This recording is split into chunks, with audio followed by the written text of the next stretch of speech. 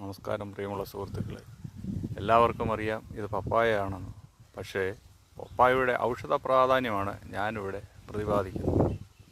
പപ്പായയുടെ കറയിൽ നിന്ന് പപ്പയിൻ എന്ന രാസവസ്തു ഉപയോഗിക്കുന്നു. അത് ആധുനികമായിട്ടുള്ള അലോപ്പതി മരുന്നുകളിൽ ഉപയോഗിക്കാൻ വേണ്ടിയാണ് പപ്പയിൻ ഉപയോഗിക്കുന്നത്.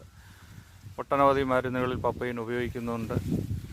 അതുകൂടാതെ പപ്പായയുടെ കുരുന്ന് നമുക്ക് ഔഷധ പ്രാധാന്യമായിട്ട് ഉപയോഗിക്കുന്നുണ്ട്. അത് ബ്ലഡിൻ്റെ കൗണ്ട് കുറയുമ്പോൾ കൗണ്ട് കൂട്ടുവാനായിട്ട് പപ്പായയുടെ കുരുന്ന് ജ്യൂസ് അടിച്ച് കഴിച്ചാൽ മതി. ഒപ്പം പപ്പായയുടെ കുരു പൊടിച്ച് കഴിക്കുന്നതും ഔഷധ പ്രാധാന്യമുള്ളതാണ്. പപ്പായ ഏറ്റവും നല്ലൊരു വൈറ്റമിൻസ് ധാരാളം അടങ്ങിയിട്ടുള്ള ഒരു ഫലമാണ് പപ്പായ.